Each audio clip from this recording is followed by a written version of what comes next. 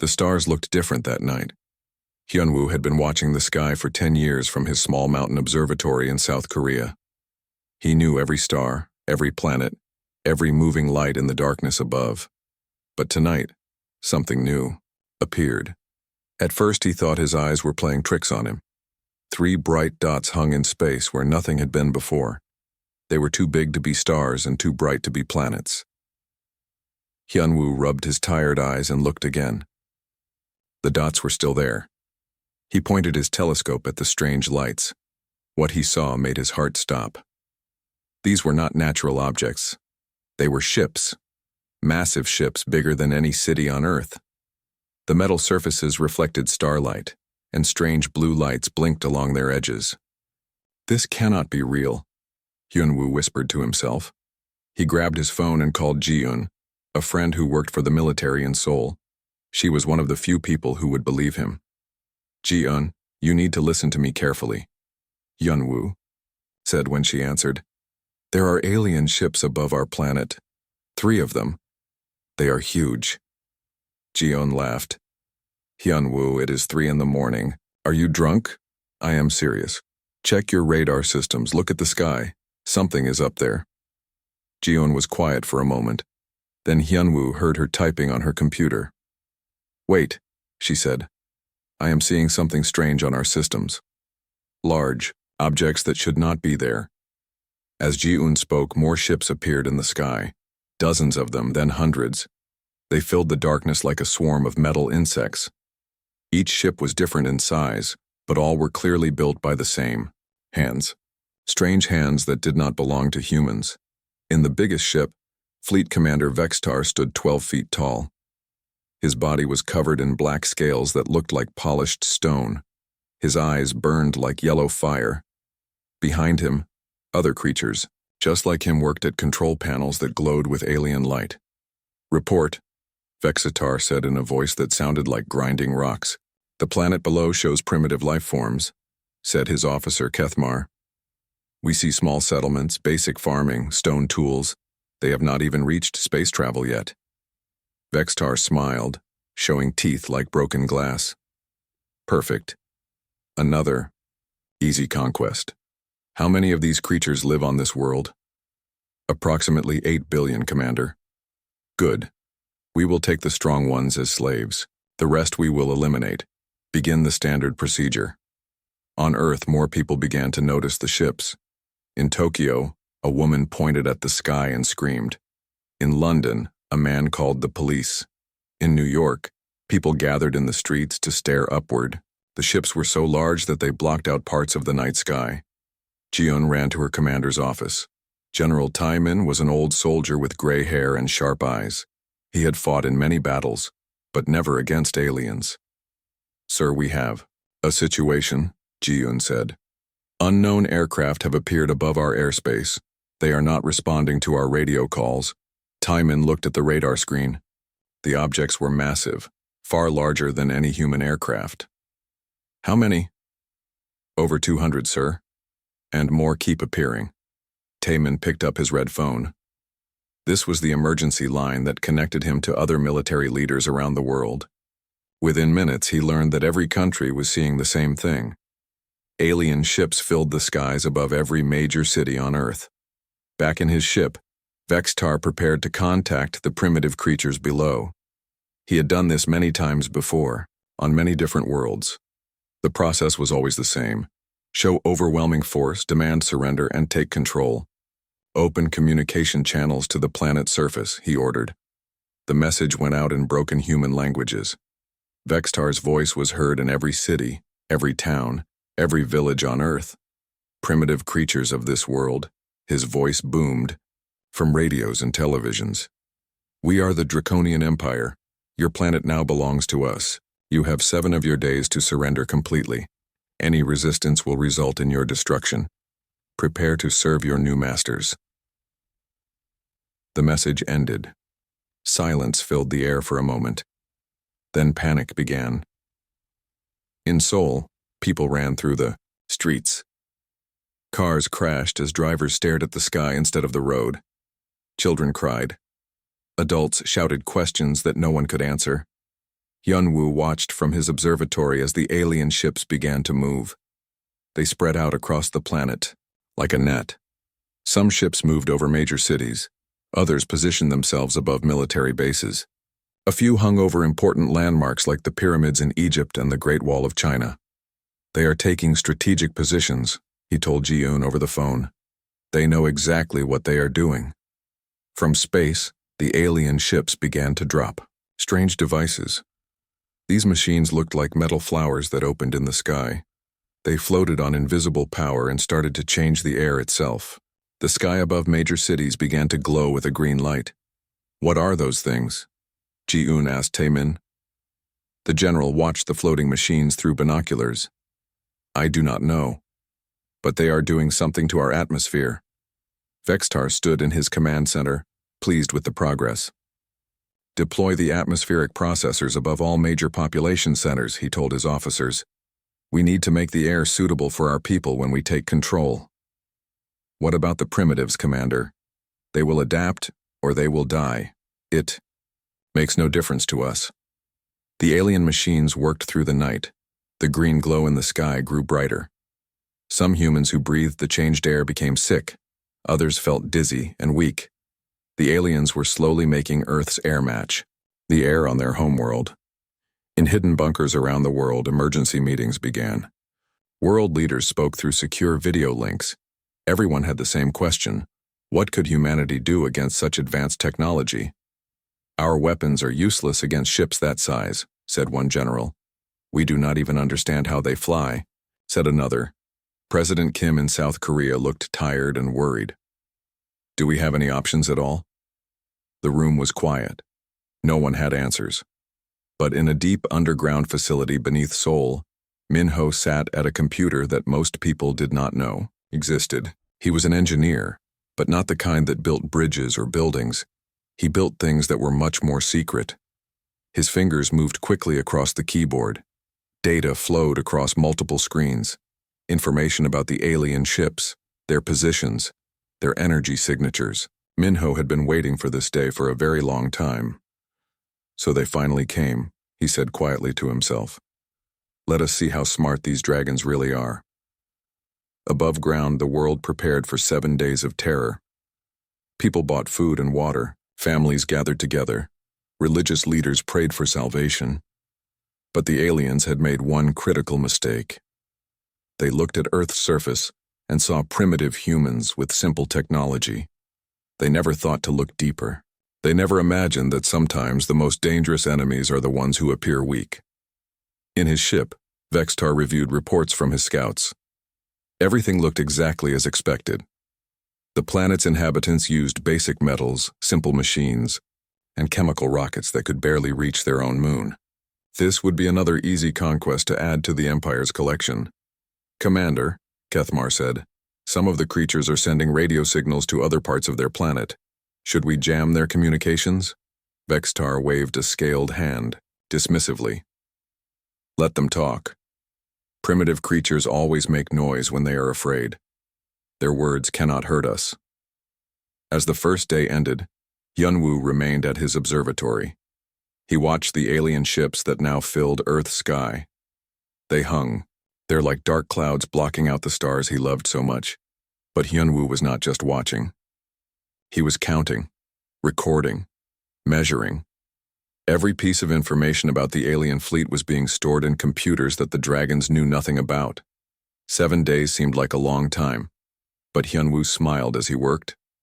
The aliens thought they were being generous by giving humanity a week to surrender. They had no idea that 7 days might be exactly what Earth needed. Min-ho walked through tunnels that most people on Earth did not know existed. These tunnels were not old subway lines or natural caves. They were part of a massive underground network that stretched beneath all major cities around the world. Min-ho's footsteps echoed in the metal corridors. The walls were covered with screens showing data from around the planet. Red numbers flashed as the alien atmospheric processors continued to change Earth's air. But Min-ho was not worried. He had been preparing for this day for 15 years.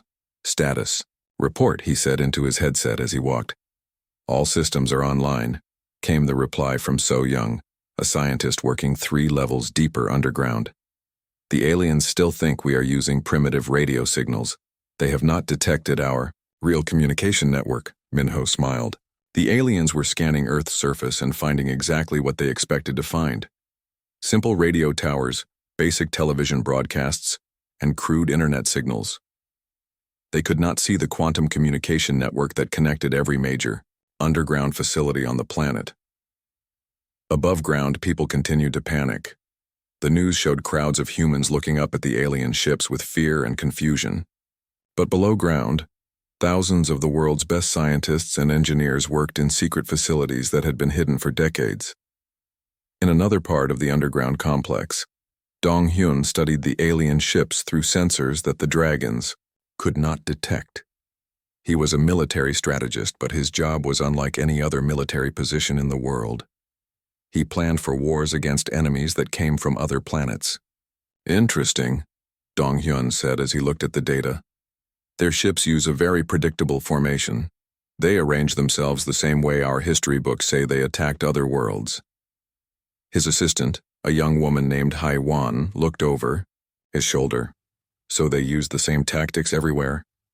Yes. And that is their weakness.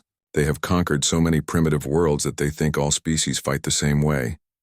Hai-wan was not just any assistant. She was a xenobiologist, someone who studied alien life forms. For years, she had been analyzing every piece of information Earth had collected about different alien species. The Draconians were not the first aliens humanity had discovered. They were just the first to come looking for a fight. Look at this, Hai-wan said, pointing to her computer screen.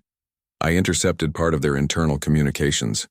They are talking about us like we are animals in a zoo. The alien message was translated on her screen. The primitives continue to make noise with their simple radios. Some are running around their cities like scared insects. This will be over quickly. Dong-hyun read the message and laughed. They think our emergency broadcasts are panic. They do not realize we are coordinating a global response. 3,000 kilometers away, in a facility hidden beneath the mountains of Japan, another team worked on a different part of humanity's secret project. These engineers were building something that looked like a massive metal ring. It was 20 meters wide and filled with technology that would have seemed like magic to people from 50 years ago. The ring was a portal generator. Humanity had learned how to open doorways through space itself, while the aliens thought humans could barely reach their own moon. Earth's real space program had already built hidden bases on 12 different planets in nearby star systems. Portal calibration complete, announced one of the engineers. We can open a doorway to the Mars facility in 30 seconds. Good, said his supervisor. Send the signal. It is time to wake up our friends. On Mars, inside a base that looked like a small city, alarms began to sound. Hundreds of people who had been living on the red planet for years received the message they had been waiting for. The alien invasion had begun. It was time for Phase 2 of humanity's defense plan. Back on Earth, Fleet Commander Vextar stood in his command center and felt pleased with himself. His atmospheric processors were working perfectly. In a few more days, the air would be suitable for Draconian life forms. Then his people could land and begin the real conquest. Commander, said Officer Kethmar, we are detecting some unusual energy readings from the planet's surface. What kind of energy? Unknown, sir. The signatures do not match any technology we have seen from primitive species. Vextar looked at the data on his screen. The energy readings were very faint, almost hidden. Probably their primitive power plants working harder because they are afraid, he said. Do not worry about it. But Kethmar was not convinced. Sir, these readings are coming from underground, deep underground, and they are spreading across the entire planet. Impossible, Vextar said. Our scans show that these creatures live only on the surface. They do not have the technology to build deep underground. What Vextar did not know was that humanity's underground cities were protected by the same technology that hid their space bases. Stealth fields that made alien sensors see exactly what humans wanted them to see. From space, the underground facilities looked like solid rock. In Seoul, General Tae-min walked through a command center that was 5 levels below the city streets. The room was filled with screens showing the positions of every alien ship above. Earth. But it also showed something else, the positions of human forces that the aliens could not see. How many of our people are in position? Taimin asked Ji-un. All ground teams are ready, sir. The orbital platforms are also in position and waiting for orders. Orbital platforms?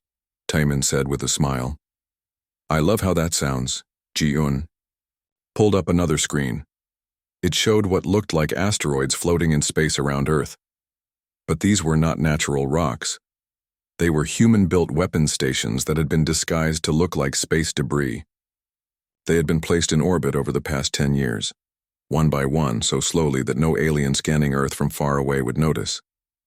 The platforms have been running silent for 3 days, Ji-un reported. The aliens have scanned them multiple times and classified them as natural objects. In another part of the underground facility, So Young worked with a team of quantum physicists on humanity's most advanced technology. They had learned how to manipulate space itself, creating fields that could trap enemy ships or prevent them from escaping. The quantum field generators are ready, So Young reported.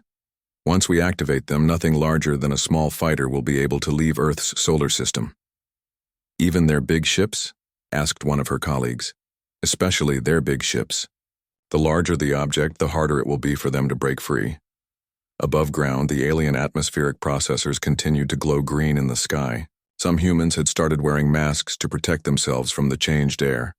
Others had moved to areas where the alien machines were not working. The dragons saw this as normal behavior from a primitive species facing a superior enemy. But in the underground cities, humans breathed perfectly clean air through filtration systems that had been built decades ago. The atmospheric processors were annoying, but they were not a real threat to humanity's survival. Hyunwoo had not left his observatory since the aliens arrived. He continued to watch and record everything the alien fleet did, but now he had help. His small mountain observatory was connected to a global network of hidden sensors that tracked every movement of every alien ship. They are following Pattern 7, Hyunwoo told his underground contacts. Just like the files predicted. The files he mentioned were humanity's most classified documents. They contained detailed information about alien invasion tactics gathered from studying dozens of conquered worlds. Earth's secret space program had not just built hidden bases. It had also sent invisible spy probes to watch the Draconians conquer other planets. Humanity had been studying their enemy for 20 years. Pattern 7 means they will demand final surrender on day 5, said a voice through Hyunwoo's earpiece. That gives us 3 more days to finish our preparations. Will we be ready in time? Hyunwoo asked. We have been ready for 10 years, came the reply. The question is not whether we can win. The question is how quickly we can end this. As the second day came to an end, Fleet Commander Vextar reviewed his fleet's status. Everything was proceeding according to plan. The primitive humans were showing all the signs of a species about to surrender. Their radio chatter had decreased. Their military had not attempted any attacks. Their leaders had not even tried to negotiate. They know they cannot win, Vextar told his officers. This is going exactly as expected, but deep beneath the Earth's surface, in hidden cities that the dragons could not imagine, humanity prepared for a war that would shock the galaxy. The aliens thought they were conquering a primitive world. They were about to discover that Earth's greatest strength was not its technology, but its ability to hide that technology until the perfect moment to strike. The hunters had become the hunted. They just did not know it yet.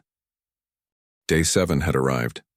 The Draconian deadline was over and humanity had not surrendered.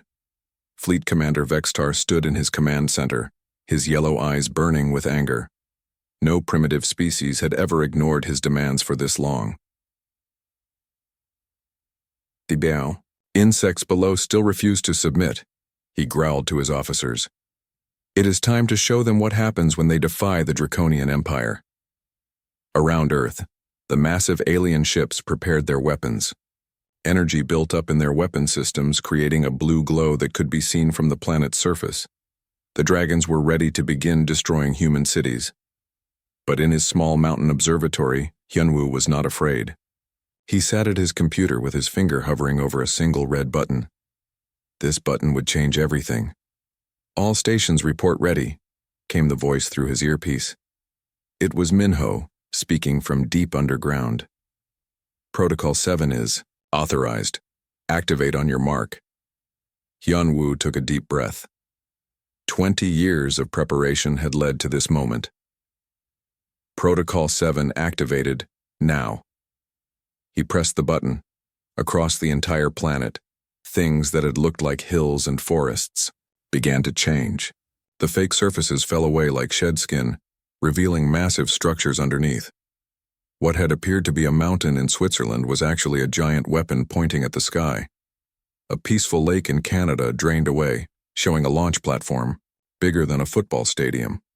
In Korea, the mountain where Hyun-woo had his observatory split open like a flower. Inside was not rock and dirt, but a communications array more advanced than anything the aliens had ever seen. Similar reveals happened in every country on Earth. "What is happening?" Kethmar shouted as his sensors went crazy. Energy readings were spiking all over the planet. Structures were appearing where his scans had showed only natural terrain. Fleet Commander Vextar stared at his screens in shock. The primitive planet below was transforming before his eyes. "This is impossible," he whispered. But the surprises were just beginning. In space around Earth, objects that had looked like asteroids and space debris suddenly came to life. Their rocky surfaces fell away, revealing sleek metal weapons platforms. These hidden stations had been floating in Earth's orbit for years, disguised as natural objects. Ji-eun watched from her underground command center as humanity's true space defenses revealed themselves. "Orbital platforms online," she reported, to General Tae-min. "All systems showing green." "How many platforms do we have?" asked the general. 237, sir, each one carrying enough firepower to destroy a Draconian cruiser. On the alien command ship, alarms were blaring. Vexitar's officers ran around their stations, trying to understand what was happening. Their enemy had gone from primitive to advanced in a matter of minutes. "Commander," Kethmar called out, "I am detecting massive energy signatures from the third planet in this system." "You mean Mars?" Vextar asked. "Yes, sir. There are structures there, big structures, and they are powering up." Vextar felt his blood run cold. Mars was supposed to be an empty desert world. His scouts had reported nothing but rocks and dust. But now his sensors showed cities and weapon installations across the red planet's surface. On Mars, inside the hidden human base, alarms were sounding. The crews that had been living there for years ran to their battle stations. Commander Park, a veteran officer who had been waiting for this day, spoke into his communicator. "Earth Command, this is Mars Base. We are ready to begin Phase 2. "Confirmed, Mars Base," came Taemin's voice from Earth. "Begin Phase 2. Show them what we have been building." The Martian sky filled with human spacecraft. These were not the primitive rockets that humanity pretended to use. These were sleek, fast ships that could travel between planets in hours instead of months. They had been hidden in underground hangars on Mars waiting for this moment. Back on Earth, So Young stood in her quantum laboratory, 5 levels below Sol. Her machines hummed with power as they prepared to deploy humanity's most advanced technology. "Quantum field generators are online," she announced, deploying spacelock in 3, 2, and 1. An invisible field spread out from Earth, surrounding the entire solar system. It was a trap made of bent space itself. Any ship trying to escape would find that space refused to let them leave. On the Draconian command ship, the navigation officer turned to Vexitar with panic in his voice. "Commander, we cannot enter hyperspace. Something is blocking our jump drives." "What do you mean, blocking?" "The space around this system has been changed somehow. We are trapped here." Vextar felt fear for the first time in his long military career. His fleet was trapped, and the primitive humans were revealing technology that rivaled his own. But worse was yet to come. Dong-hyun sat in his strategic command center, watching as human forces moved into position all around the alien fleet. For 20 years he had studied Draconian tactics. He knew exactly how they would react to each move humanity made. "They are regrouping into defensive formation Delta," he announced, just as predicted. Moving to counter-strategy Theta, the human orbital platforms began to move. They did not just hang in space like the aliens expected. They could fly, change position, and coordinate their attacks like a swarm of metal wasps. First wave. Begin attack pattern, Donghyun ordered. Space. Around Earth lit up with weapon fire. But it was not chaotic shooting. Every human weapon fired in perfect coordination, targeting specific weak points on the alien ships that years of study had revealed. The Draconian shields flared as they absorbed the incoming fire. But the humans were not trying to destroy the fight ships yet. They were testing the defenses, learning exactly how strong each ship was. Impossible.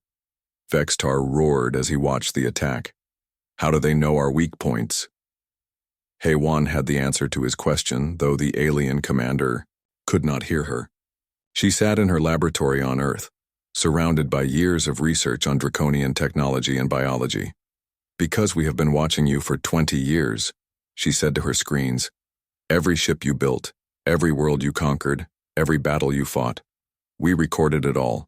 The human attack continued, and the aliens began to realize they were facing an enemy unlike any they had encountered before. The humans fought with precision that came from years of studying their enemy. Every move was calculated. Every shot was aimed at maximum effect. Commander, Kethamar said, his voice shaking, I am receiving reports from all ship captains. The humans are using weapons designed specifically to penetrate our shields. They know exactly how our defense systems work. Vextar's hands clenched into fists. How is this possible? We are the most advanced military force in the galaxy. But even as he spoke, more human ships appeared. These came not from Earth, but from the outer edges of the solar system. Humanity had been building a space navy in secret, using bases on asteroids and distant moons that the aliens had never thought to examine closely. Minho piloted one of these ships, a sleek fighter craft that moved faster than anything in the Draconian fleet. He had trained for this moment his entire adult life. His ship danced between alien weapons, striking at their engines and communication arrays. This is Alpha Leader, Minho spoke into his radio, beginning surgical strikes on enemy command vessels. Around him, dozens of other human pilots flew, in perfect formation. They moved like they had been training together for years, which they had. In secret bases hidden throughout the solar system, humanity had built an entire military force dedicated to fighting aliens. The Draconian fleet, which had seemed so overwhelming just hours before, found itself surrounded and outmaneuvered. The humans attacked from all directions, from their hidden orbital platforms, from their secret ships, and from weapon installations that had been disguised as natural features. Status report, Vextar demanded. 17 ships damaged. 3 destroyed, Kethmar replied. The humans are using coordinated swarm tactics. Our heavy ships cannot target their smaller craft effectively. What about their planet? Can we destroy their cities? Negative, sir. They have energy shields protecting all major population centers. The shields are stronger than our bombardment weapons. Vextar stared at the tactical display in disbelief. The primitive world that should have surrendered in terror was fighting back with technology that matched his own. No, it was better than his own. The humans fought like they had been preparing for this exact battle for decades, which, unknown to the aliens, they had been. Hyunwoo watched the battle from his observatory, now revealed as a major communications hub. Data flowed across his screen showing the position of every ship, both human and alien. The battle was going exactly as humanity had planned. Phase 3 is ready to begin, he announced to the global command network. Already? Came Taimin's surprised voice. The aliens are defeated faster than we expected. They fought exactly as our models predicted, Hyunwoo replied. Every tactic, every formation, every response. We know them better than they know themselves. The revelation was complete. Earth was not a primitive world ripe for conquest. It was a trap 20 years in the making, and the Draconian fleet had flown directly into it. The hunters had become the hunted, and the galaxy was about to learn that humanity was not a species to be underestimated. Fleet Commander Vextar tried to think clearly as his great ship shook under human weapon fire. All around him, his officers worked frantically at their stations. Red warning lights flashed across the command center. The mighty Draconian fleet was being torn apart by an enemy they had thought was primitive. All ships retreat formation, Vextar ordered into his communicator. Fall back to hyperspace jump distance. But as his fleet tried to escape, they discovered what So Young's quantum field generator had done. Space itself would not let them leave. Every time a ship tried to enter hyperspace, the jump drive failed. They were trapped in Earth's solar system like fish in a net. "Commander!" Kethmar shouted over the noise of another explosion. "Jump drives are not working. None of our ships can escape." Vextar felt real fear now. In 300 years of conquest, no enemy had ever trapped his fleet, but these humans had turned space itself into a prison. On Earth, Donghyun watched the alien fleet's desperate attempts to escape. His screen showed every ship, every movement, every failed jump attempt. The aliens were doing exactly what his computer models had predicted they would do. "Begin Phase 4, he announced to the Global Command Network. "Operation Wolfpack is authorized." Around the alien fleet, human ships that had been hiding in the asteroid belt suddenly appeared. These were not the fast fighters that had attacked first. These were hunting ships, designed specifically for capturing alien vessels without destroying them. Minho had switched from his fighter to one of these hunter ships. It was bigger, slower, but filled with technology the aliens had never seen before. Boarding pods, capture nets made of energy, and weapons that could disable alien systems without killing the crews inside. "This is Hunter Leader," Minho spoke into his radio, "beginning capture operations on alien vessel 7 Alpha." His ship moved close to a damaged Draconian cruiser. Energy nets shot out and wrapped around the alien ship, holding it in place. Then boarding pods launched from Minho's ship, carrying human soldiers wearing armor designed specifically for fighting inside alien vessels. The Draconian crew of the captured ship fought bravely, but they were not prepared for human boarding. Tactics. The humans moved through the ship's corridors like they had studied the layout for years, which they had. Every Draconian ship design had been analyzed from captured transmissions and spy probe data. "Deck 1 secured," reported the human team leader. Moving to engineering section.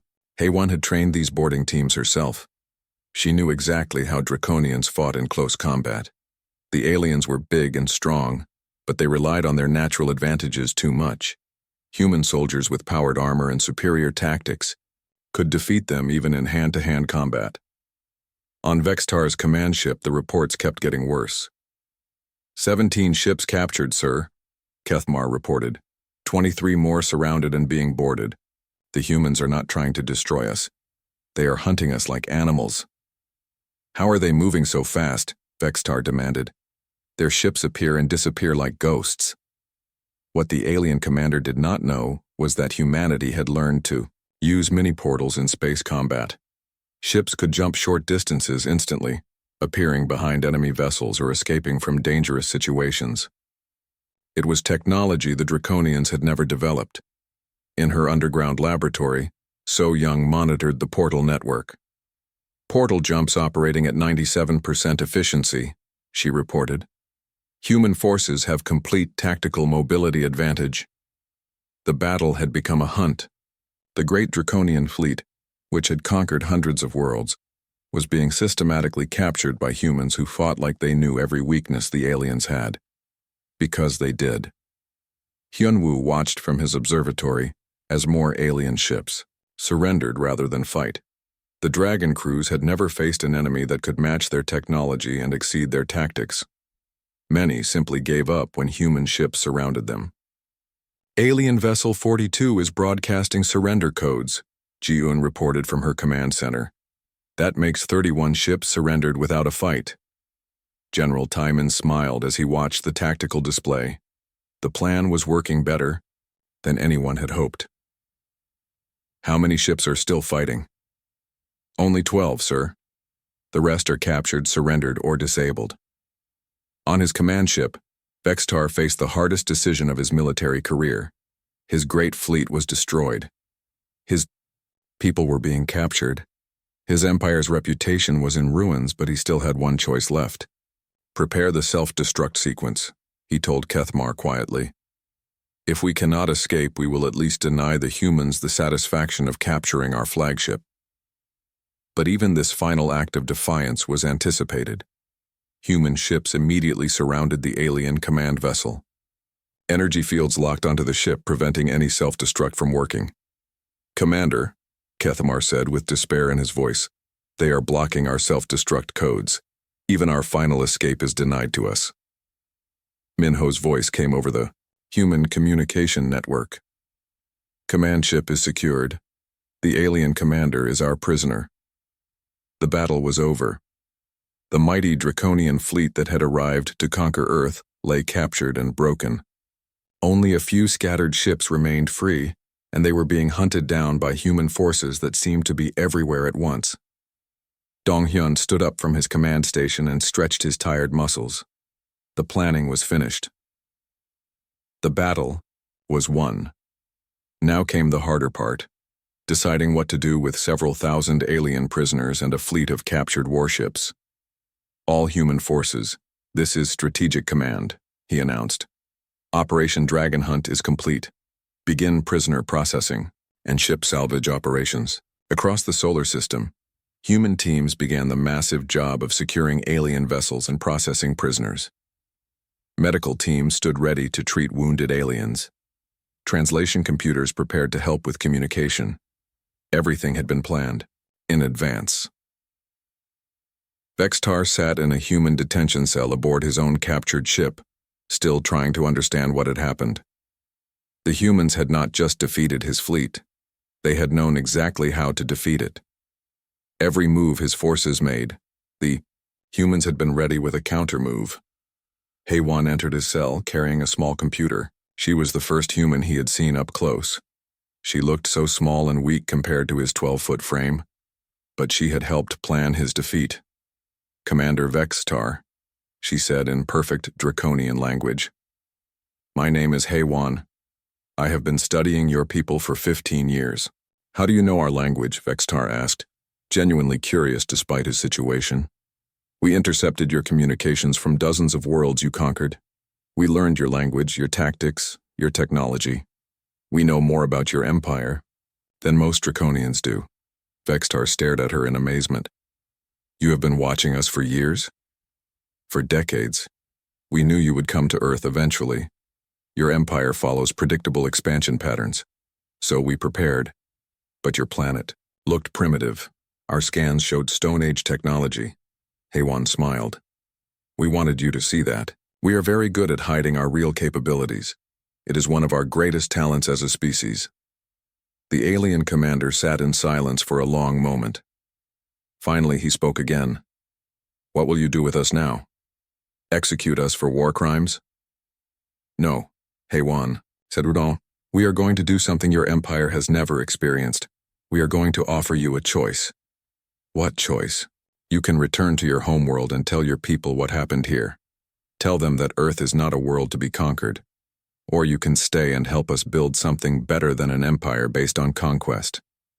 Vextar looked confused. "You would trust us after we tried to destroy your world?" "We believe that people can change," Heywan said. "Your empire conquers because it has never met anyone who could stop it. Now you have. Maybe it is time to try a different way." Outside the detention cell, human and alien crews worked together to repair damaged ships. Some Draconian prisoners had already volunteered to help, amazed by humanity's offer of cooperation instead of revenge. The hunt was over. The Draconian fleet had arrived as conquerors and been defeated as invaders. But perhaps, with time and trust, former enemies could become something new. The galaxy was about to learn that humanity's greatest weapon was not their hidden technology or superior tactics. It was their ability to turn enemies into friends. 6 months had passed since the failed Draconian invasion. The space around Earth looked very different now. Human and alien ships worked together, repairing damage and building new technologies that neither species could have created alone.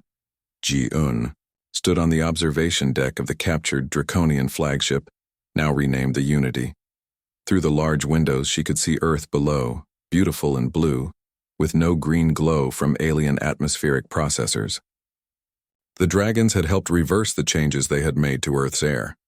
Integration report is complete, she told General Taemin over her communicator. The Draconian faster-than-light communication system is now connected to our quantum network.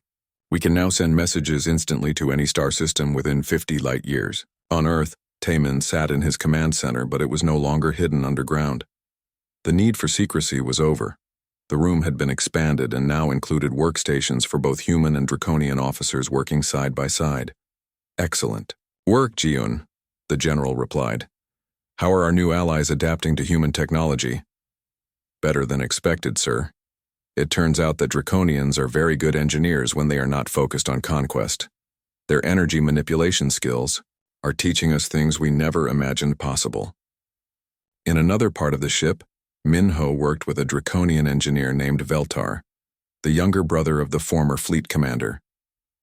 Together they were building something that would have been impossible for either species alone, a ship that could travel between star systems in days instead of weeks. Human portal technology combined with Draconian energy cores, Minho explained as he adjusted a control panel. Your people's power systems can open much larger portals than we ever could. Veltar, despite being 12 feet tall with black scales, had proven to be gentle and curious about human technology. Your people's ability to think in new patterns amazes me, he replied in careful Korean that he had been learning. Draconians always build bigger weapons. Humans build smarter solutions. The first test of their combined technology was about to begin. The new ship, built by both species working together, would carry the first human diplomatic mission to the Draconian homeworld. On the planet's surface, So Young had moved her quantum laboratory above ground. She now worked openly with Draconian scientists, sharing knowledge that had taken humanity decades to develop. The aliens' different way of thinking about space and energy had led to breakthroughs that neither species could have achieved alone. The new power source is ready, she announced to the mixed human-alien team around her. Combining human quantum manipulation with Draconian energy focusing has increased our power output by 300%. A Draconian scientist named Zethka looked at the readings with amazement. This energy level should be impossible according to our physics. That is what makes it so exciting, So Young replied with a smile. When two different ways of thinking come together, impossible things become possible. But the most important work was happening in a conference room where former enemies discussed the future of both species. Dong-hyun sat across from Vextar, the former fleet commander who had chosen to stay on Earth rather than return home in disgrace. Your empire will not accept this easily, Dong-hyun warned. They have built their entire society around conquest and domination. Vextar nodded sadly. I know my people well. They will see our defeat as a temporary setback, not a reason to change. They will send a larger fleet. How long do we have? Perhaps 2 years. Maybe 3 if we are fortunate. Dong-hyun looked at the tactical displays around the room. Then, we need to be ready. Not just to defend Earth, but to change the galaxy. What do you mean? Your empire conquers primitive worlds because they cannot fight back. But what if those worlds were not primitive anymore? What if humanity helped them become strong enough to defend themselves? Vexitar's eyes widened as he understood the implications. You want to arm the galaxy against my people? We want to give every species the same choice you had, Dong-hyun explained. The choice to be free. In her laboratory, Haiwan worked on another kind of integration project. She was developing translation technology that would allow instant communication between dozens of different alien species. Her years of studying alien biology were now being used to help different species understand each other. Language is the first step toward peace, she explained to her team of human and Draconian linguists. If species can truly understand each other, they are less likely to fight. The technology she was developing would be crucial for humanity's new mission. Earth was no longer content to hide and defend. They were going to reach out to other species, offering friendship and protection to those who wanted it. Hyun-woo had returned to his observatory, but now it served a different purpose. Instead of watching for threats, he was mapping safe routes to distant star systems. His screen showed the locations of hundreds of worlds that the Draconian Empire had marked for future conquest. "Mission planning is complete," he announced to the global command network. "We have identified 47 worlds that are likely to be attacked within the next 5 years. All of them are within range of our new ships." The plan was ambitious, but simple. Human diplomatic teams would visit these worlds offering technology and friendship. They would help primitive species defend themselves, and they would build a network of free worlds that could stand together against any empire that tried to conquer them. Minho would pilot the first of these missions. His ship, built with combined human and draconian technology, was ready to carry a small team to a distant world called Kethamira, where a peaceful species of plant-like beings faced draconian invasion within the year. "Are you ready for this?" Veltar asked as they performed final checks on the ship's systems. "I have been preparing my whole life," Minho replied, "just not for this exact mission." "What do you mean?" "I trained to fight aliens who wanted to conquer Earth. Now I am going to help aliens defend their own worlds. It is not what I expected, but it feels right." The day of departure arrived. Representatives from both species gathered to watch as the Unity's sister ship, the New Dawn, prepared for humanity's first interstellar diplomatic mission. General Taemin gave the final speech before launch. "6 months ago, we faced invasion and conquest. Today, we launch a mission of friendship and protection.